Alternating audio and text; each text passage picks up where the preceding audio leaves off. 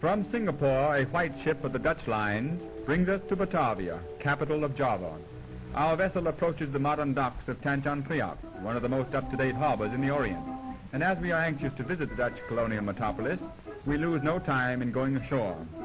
We could see the city from a motor car, but for a novel experience, prefer to ride on one of the strangest street railways in the world, the steam tram. At the powerhouse, steam is forced into the fireless locomotive, enough to pull the tram about 30 miles through Batavia streets without recharging. Notice how neat and clean the tram is, and it is airy too, for there are no doors or glass windows. We glide smoothly along the well-kept streets through the two sections of the city. In Batavia Centrum, the newer part of the city, occupied mostly by European residences and business houses, is the palace of the Governor-General. Since Jan Petersen Koen founded Old Batavia in 1619, the Dutch have slowly extended their dominance in the Indies until today they rule over an area 62 times larger than the mother country. In Java are to be found many splendid hotels. Ahead of us is the famous Hotel des Andes. It is difficult to imagine we are so many thousands of miles from what we had considered comforts of civilization when we see such evidences on all sides in this remote island of the Dutch. This modern building is the recently erected terminus of the efficient railway system that serves all parts of Java. In the section of the city known as Old Batavia are many Dutch and foreign business firms, but it is mostly occupied by shops and homes of Chinese and Javanese. Batavia, like Amsterdam, has many canals which serve many purposes.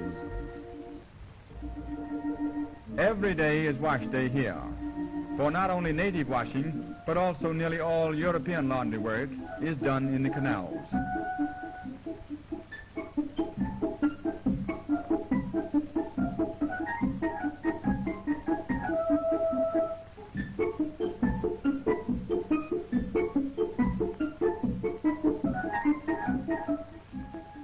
The Javanese use the canals for swimming, but a typical and more refreshing method of bathing is to pour water over themselves and allow evaporation to cool the body.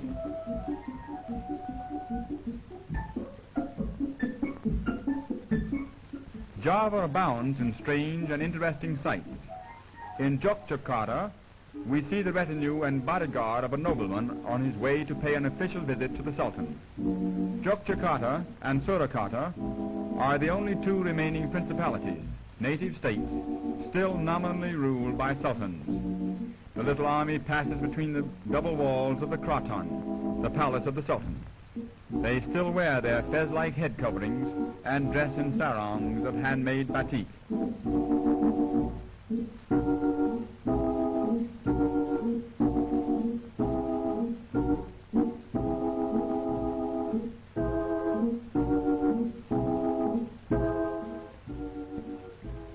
Bullock carts are used by the natives for some of their hauling.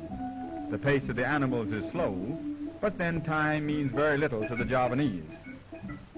Human labor is more plentiful and cheaper, so most of the trucking is done by coolies, and women as well as men labor under back-bending burdens. A load of empty petrol tins that are much in demand, for they are used for many things.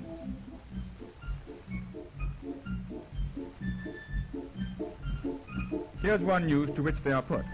A variety of pots and pans, handmade, very cheap, yet quite serviceable.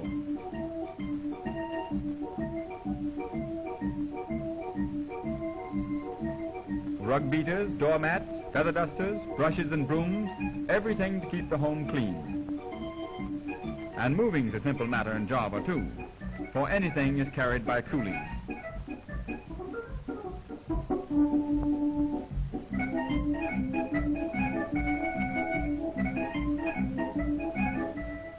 Nothing's too large or heavy, and even the grand piano is easily carried.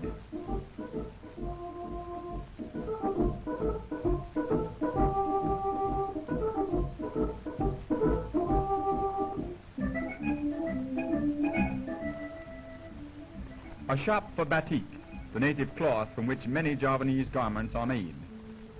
Javanese batik is known all over the world. The best comes from Jogja. Most of it is made by women during their spare time at home.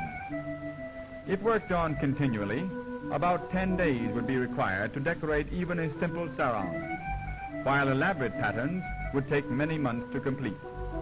With a little instrument called a chanting, a sort of batik fountain pen, a solution of melted wax and rosin is applied as a pattern to those portions of the material not to be dyed. It's tedious work, for both sides of the material must be covered with the identical design.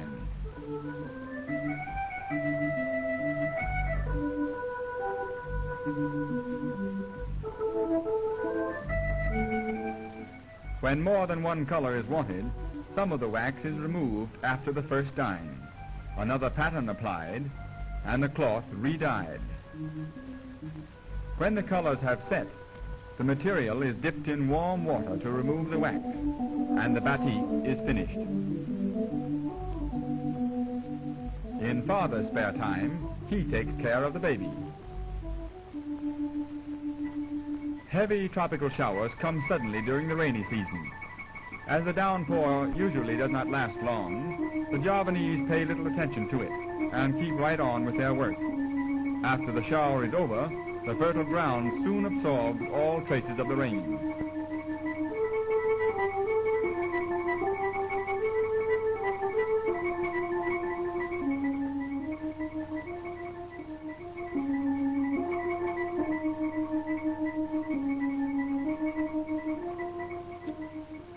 Near Jogja is one of the world's great spectacles, the Borobudur, perhaps the most perfect Buddhist monument in existence. It was built about the 8th century, not as a temple, but as a memorial, and it is believed that some of the ashes of the Buddha are buried here. For centuries, the Borobudur was forgotten, covered by earth and vegetation, and only in recent time was it found and restored. Along the walls of the terraces, there are more than 2 miles of bas-reliefs, depicting the mythical and actual life of the Buddha.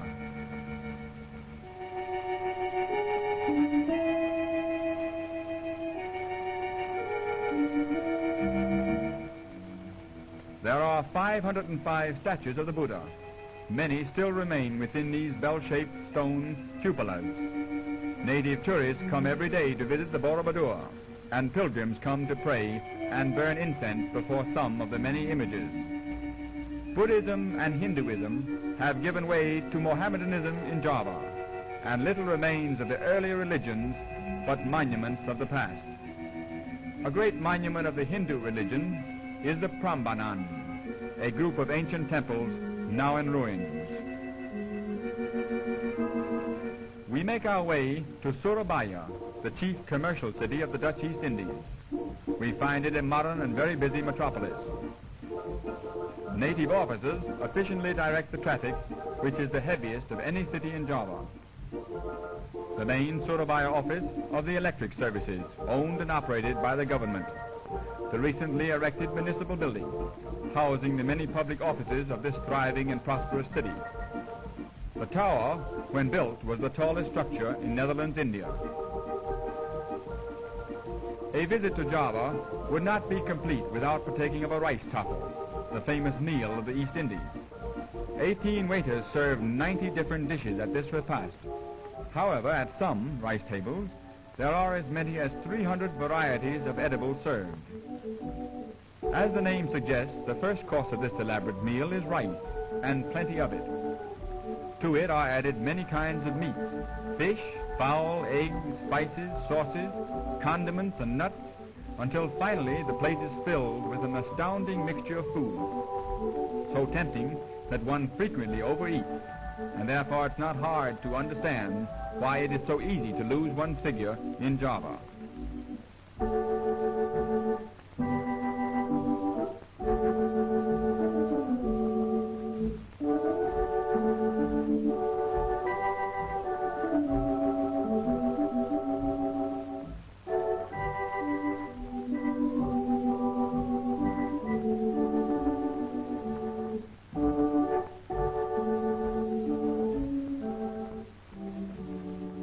toast to Java, the garden of the East.